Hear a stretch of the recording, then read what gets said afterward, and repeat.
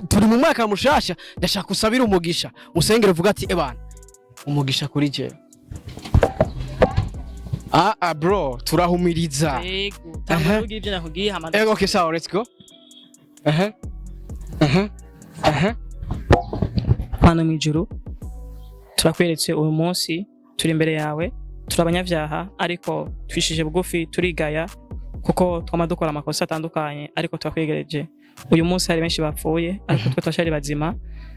kuba tukiri bazima tunagushimira kuko impwemu zawe ata amafaranga twaronka yo kuzigura naho twa dufise amamiliyaridi naho twa dufise amamodoka naho twa dufise iki tudashobora kugura impwemu zawe kuko ni benshi badusunje amahera ni benshi badusunje ubuhambare ni benshi badusumbye ubutwari ni benshi badusumbye uburebure ni benshi badusumbye ubuvyibuhe ariko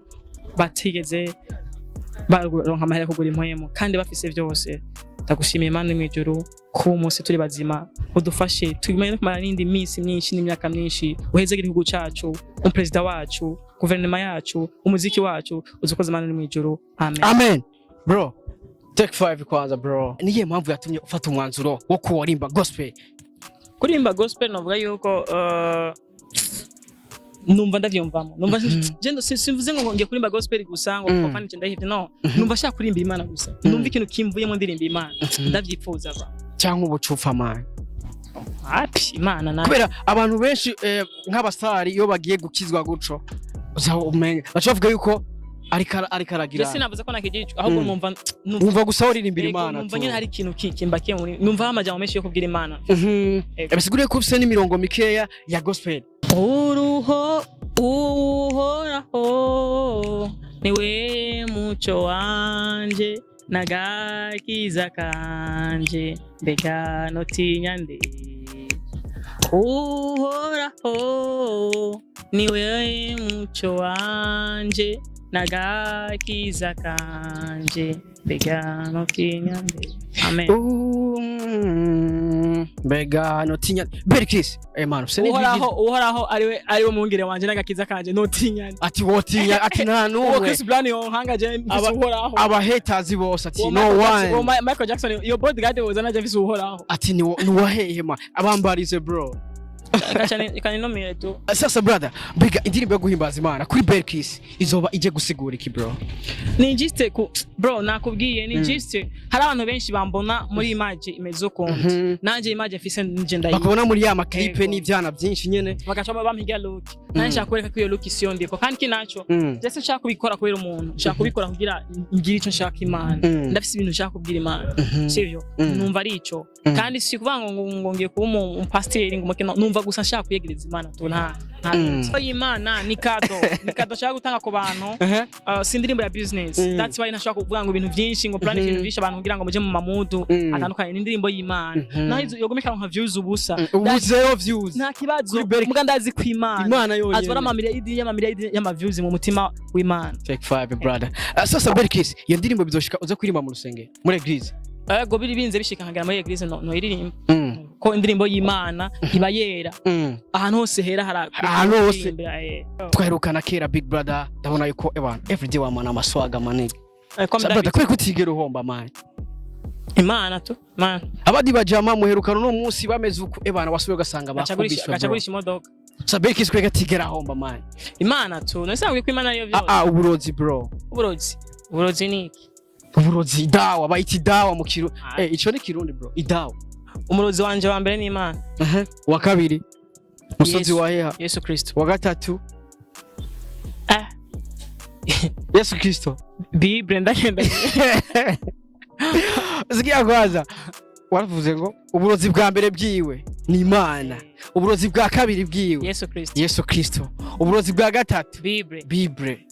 ubwa kane mama wanje ndagenda wagwaye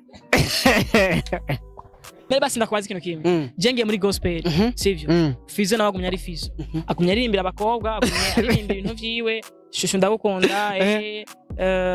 mbe ya ndimbo yonshashe to ndabizi ngo ndabizi ko nadekonye iki n'iki sawa nanje nirimba Imana aho nyene Yesu acavuga ati ndaje gutora banje cenigira mu ijuru fiza shase agira mu story ngo ndabizi nani mkari aho sasa sikia kwanza ako ka image Berkris ariko arigira mu ijuru hama nani nawe fiza rivuze ngo ndabizi asigara agira hama Yesu agaca sigara abwira umwana ngo shushu ngo ndabizi ko nadekonye story nanje Yesu aciyashika ndagutwara mwana wanje mu ijuru fizo nagasigara agira asigara arimbira baby ngaho je na fizo nani mkari bizoshika Berkris abe umuririmbyi wa gospel fend off. Yes, my people. My name is Radio. This is Loy TV in the place. Yes, I'm Mr. Radio. Ndakubwira ati I'm back again. Yes, nagarutse rero hamwe ndakubwira byinshi muri entertainment. Hamwe ndakuzanira aba hitmaker kuri micro ya Loy TV. Really gentlemen, ekora subscribe kuri Loy TV kugira ngo uzurabona professional interview, uzurahabwa update news. Yes, right now ndikure vya hatari. Natembereye kuraba umwe mu ba superstar, brother. Take mic big bro. Take five brother. Go fresh.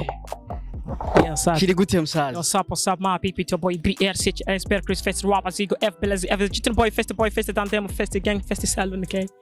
Mulinzi ambele, yambele, mafranga, baby. Sikia kwanza Berkis jaranyicha, bro. Sikia kwanza.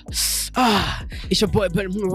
bro. Big up sana, bro. Asante. Umeze fresh lakini. Cool. Eba numunsi umeze gute, bro? Safi tu niko poa ndashima Imana ameze Every day wamuberewe brother, sinovuga ngo waberewe abakuzi barazi yuko uri umwami w'icangwe, bro. Niyo mpamvu je mu kiganiro cyo kwa na Berkris maniga sinzosobwira ngo uraberewe, bro. Because barabizi every day babizi yuko mu kiganiro cyose uba ufise swaga ububerewe impuzu shasha ikirato gishasha ishanete shasha. Sikia kwanza n'umusozi heha mushasha. Sikia kwanza iboka shasha n'umusozi heha mushasha, bro. Umusozi wa heha, bro, ko kana kumenga niko kabimana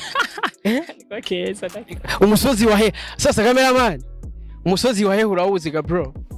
Umusozi wa heha n'umusozi muremure cyane mu Burundi. Umusozi wa heha n'umusozi muremure cyane mu Burundi. Usombi indi misozi bisigura, bro? Bisigura we Rwanda umusozi wa heha. Abastobeza bose bagura ati je nkene kuduga umusozi wa heha. Ndahaduge ndaharabi uko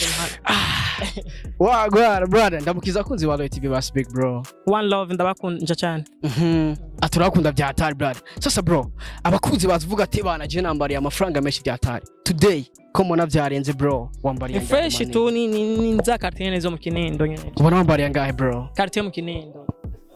Nasema kartene mu Kinindo. Bisigura amaya kartene mu Kinindo yoku? Bro, usigaye ufisa amateru mayandi, bro. Kartene mu Kinindo. Umusozi wa heha. Sasa brother, ndashaka gusigurira bye kwanza, bro. Kartene mu Kinindo ndakwaje wambariye ngahe? Kartene mu Kinindo bisigura, bro. Siguri amafaranga ugura kartene mu Kinindo niyo wambariye today. Bisigura yuko na mamiliyari dimension big bro. Bro, ndashaka kwanza gute freestyle. Indirimbo yo. Yeah.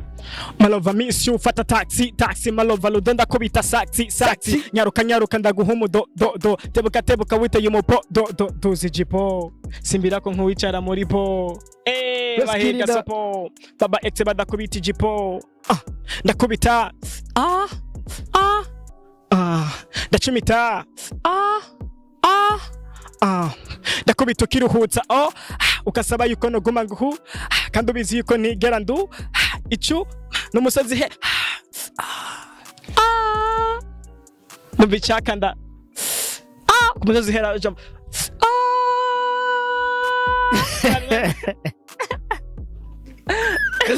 wagwa aturi kumwe na Berkris, umwe mu barivyi novuga yuko bakoze amateka menshi muri Buja Flavor, akubwira ati simbira ko nk'usimbira hega, bro. Usimbira kuri bo duzi jipo simbira ko nk'ubikura nwicara kuri bo umusozi wa heha canke heha, bro. Umusozi heha wagwa anateza heha niwo muremure gusumba iyindi. Atabakobwa bose babasha kugira kuduga, bro. Muri sport ariko abagiye muri sport muri sport nyene biruka, you know, barabizi brother. Sasa big bro, twaherukana kera big brother, ndabona yuko everyday wamana amaswaga maniga. Sabata kwe kutigera uhomba man.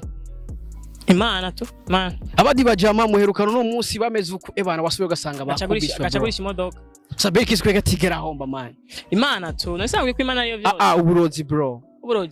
uburozi ni iki uburozi dawa bayiti dawa mu kiro ico ni kirundi bro idawa umurozi wanje wa mbere ni Imana wa kabiri musozi wa heha Yesu Kristo wa gatatu Yesu Kristo Bible ndagenda Zigiye kwanza waravuze ngo uburozi bwa mbere bwiwe ni Imana uburozi bwa kabiri bwiwe Yesu Kristo uburozi bwa gatatu Bible ubwa kane mama wanje ndagenda wagwa Sasa ibintu bine vya mbere nkunda mu buzima sasa brother bihora bishika ugasenga bro ntitubeshanye man bakuzi ba Loy TV banza ureke kwanza bro tuvugishanye ukuri bakuzi ba Loy TV uremeye yuko Bekisi ahora yicara bavuga nako no gufukama nkajya muri chambre agiye kuryama agafukama agasenga Imana sasa ndababaza mwera mwambonye n'ikinaniro jewe bro we ntuzi gusenga kweli akia Mungu ndabizi sana man ndabizi ureka gusenga ryari gabe kuja muri eglise hashobora kuba heze nk'amezi nkangahe makey mugabo kwiyegereza Imana gihe cyose vraiment ndabikora kenshi uri muri chambre ego ndabikora kenshi kuko ndazi yuko no musi nimba mvyutse ni Imana yatumye mvyuka no nta nguvu zanje zirimwo si indirimbo oya bitumye si kwambarira menshi bya bitumye umusozi wa heha bitumye si kwambarira menshi bya bitumye only God Mana yonyine sasa brother ikintu umuntu azaragikora Jenda shaka usengere basi right now. Usabe turi mu mwaka mushasha ndashaka usabira umugisha. Usengere uvuga ati ebana umugisha kuri je. Bro turahumiriza. Yego tamuvuga ibyo nakugiye hamada. Okay sawa let's go. Mana mwijuru turakweretse uyu munsi turi imbere yawe turabanyavyaha ariko twishije bugufi turigaya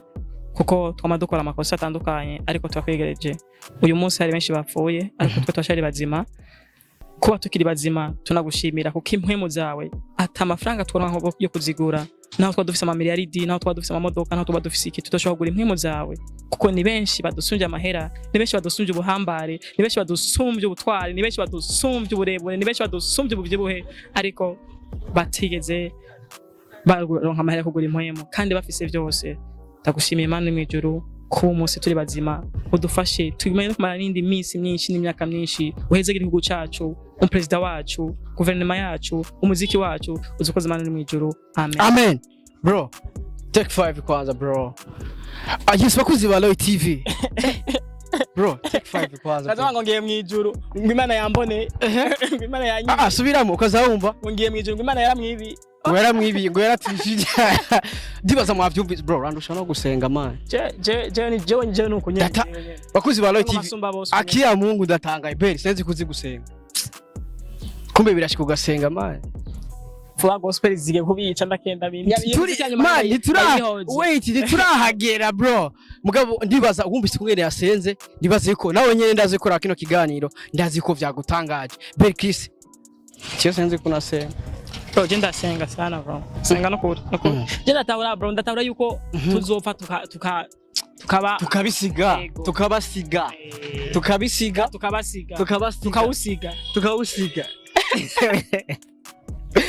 tuzopfa tubasige tuwusige bisigura yuko abantu bose tuzopfa ariyo mpamvu Bekisi wumva yuko ati kurimba gospel amakuru mashasha rero agiye gutangaza n'abantu sasa Bekisi tukiringa kwanza niye mpamvu yatumye ufata umwanzuro wo kurimba gospel kurimba gospel novuga yuko numva ndavyumvamo numva je simvuze ngo ngiye kurimba gospel gusa ngo kuko kandi ndahite no numva shaka kurimba Imana gusa numva ikintu kimvuye mu ndirimbo Imana ndavyifuza ba cyangwa ubucufa man Imana na kubera abantu benshi nk'abasari iyo bagiye gukizwa guco uzavumenga bacavuga yuko arikaragira Jesse navuze ko nakigicu ahubwo numva gusa uririmbira Imana numva nyine hari ikintu kimbakiye muri numva amajambo menshi yo kubwira Imana bisiguriye ko ufise n'imirongo mikeya ya gospel ya gospel oya singomwe basi yiwawe n'indirimbo y'Imana wowe uzi yo guhimbaza Imana uvuga ati kabisa okay turimba ga chorus kamwe rero sivyo none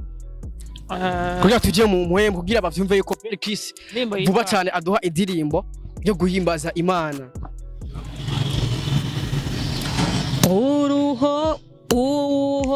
Uhoraho niwe muco wanje n'agakiza kanje mbega notinya nde. Uhoraho niwe muco wanje n'agakiza kanje mbega notinya nde. Amen. Mbega notinya Berkis man uhoraho ariwe mungire wanje n'agakiza kanje notinya ati wotinya ati nta numwe Chris Brown yonkanga je uhoraho aba haters bose ati no one Michael Jackson your bodyguard was anaje visi uhoraho ati ni wahehe man abambarize bro kaninomere tu man usize n'ijwi ryiza ryo kuririmbira Imana bro kwiko utarimbye mu rusengero man kwiko utarimbye mu rusengero agende yosohoka sanga siryo juri code yari byo ya entraînement tuzana muri match amwe ya shetani 12 cameraman 12 shetani afisa amajwi angahe 11 12 siniwoka mengani shetani yashika igihombi 12 igihombi cyaye soma muri Luka gusa shetani afisa amajwi 12 igihombi cyaye muri Matayo urahaze murinde bro twanahigana by'Imana sibiza kubyinjiramo cyane Jesu mamurinde twanahigana Jesu mamurinde Jesu mamurinde muri Matayo gusa nge mahandi na muri Luka watawuzi. Sasa brother biga indirimbo yo guhimbaza Imana kuri Berkis izoba ije gusigura iki bro? Ni juste ku bro nakubwiye ni juste hari abantu benshi bambona muri image imezo konti nanje image afise nje ndayi bakubona muri ya maklipe n'ivyana byinshi nyene bagacoma bampiga look nanje nshaka kwereka ko iyo look isiyo ndiko kandi kinacho jese nshaka kubikora kubera umuntu nshaka kubikora kugira ngira ico nshaka Imana ndafise ibintu nshaka kubwira Imana sivyo numva ari ico kandi si kuvanga ngo ngiye kuba umupasteri ngo numva gusa nshaka kuyegereza Imana tu nta sasa brother mbega ico cyumviro hari umuntu maze kugihako bro ona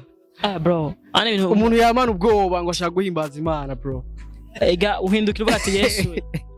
ayo ntabwo ati Yesu ntabyo yavuze nta Yesu yavuze ku mutima bro ku mutima hajya waruvuze gute yo Yesu we konyene nta Yesu mfasha Yesu aba yayivyumvise ko twamutabaje tu nta aracavuga ati umwana wanje racamukeneye tuzi ba TV urumva yuko Berkis mu misi mike yazoduha indirimbo ya gospel man iyo ndirimbo wala ndagusezeranya bro izo wa mbere mu kuyumviritsa thanks bro naho zosohora saa 9 saa 10 sinzoryama gati hazo harimo ikora bo nibaza ko ni surprise man ni surprise mena mabanga bro ni surprise mena mabanga ni surprise indirimbo y'Imana ni kado shaka gutanga ku bantu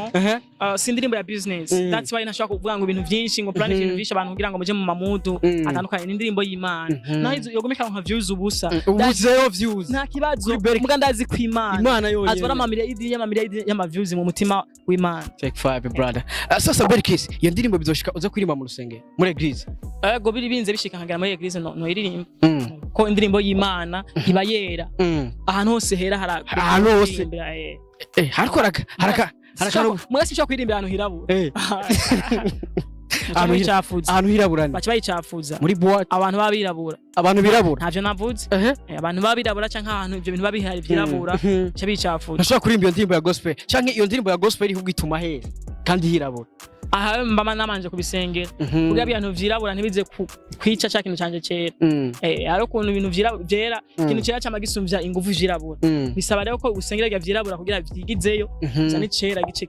ceza na bya vyirabura siziko taho sasa abakuzi ba TV ndibaza wavyumvise sasa Berkis bizoshika Berkis abe umuririmbyi wa gospel friend of Imana byose ni plan z'Imana Imana ibishatse ni bisanzwe kandi ndabishaka ndavyifuza kubera ko ikintu cyamaze gutahura nuko turi kwisi ejo tuzopfa ejo tuzova ngaha sivyo hama tuvuye ngaha mere basi ndakubaza ikintu kimwe jenge muri gospel sivyo Fizo nabagumya ari Fizo agumya aririmbira abakobwa agumya aririmbira ibintu vyiwe shushu ndagukunda mbe ya ndimbo yonshashe yitwa ndabizi ngo ndabizi ko nadekonye iki ni sawa nanje nirimba imana aho nyene Yesu acavuga ati ndaje gutora banje cenigira mu ijuru fiza shase agira mu story wiwe ngo ndabizi nani mkari aho sasa sikia kwanza ako ka image Bel Chris ariko arigira mu ijuru hama nani nawe fiza rivuze ngo ndabizi asigara agira hama Yesu agaca sigara abwira umwana ngo shushu ngo ndabizi ko nadekonye story nanje Yesu aciyashika ndagutwara mwana wanje mu ijuru fizo nagasigara agira asigara ari imbere baby ngaho je na fizo nani mkari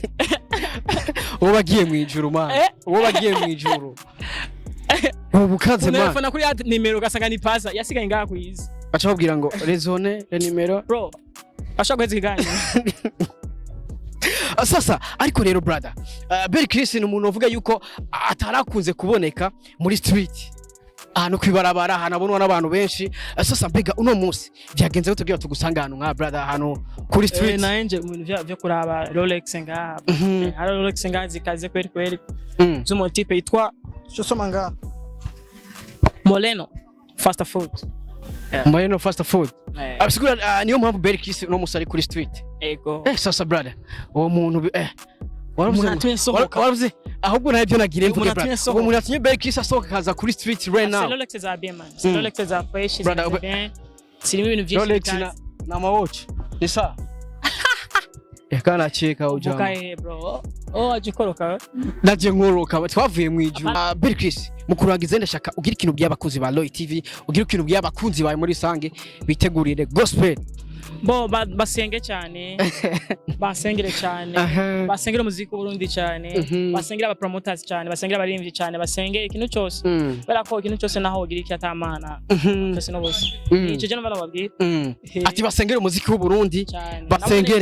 basengere aba promoter basengere abaririmbyi brother mukurangiza ndashaka turangize kakano ko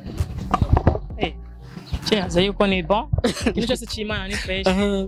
ati turahera bro thank you so much big bro yes bakunzi ba Roy TV reka ndagushimire wakurikiranye kino kiganiro twari kumwe na Bel Chris akubwira ati ibintu bimeze fresh bya atari yes yari Mr Radio kuri micro ya Roy TV ndakubwira ati big up sana uno mwaka dufite akazi keshi ndakibusaba rero gukora subscribe n'amapartage menshi n'amakomanteri Bel Chris akubwira ati mwitegure indirimbo ya gospel bega izo bimeze gute bega azoririmba gute bega azo bari kumwe nabande ico ni kibazo tugeza kwibaza kugira ngo iyo ndirimbo tuzoyumvirize wagwana Mr Radio we love you so much Roy TV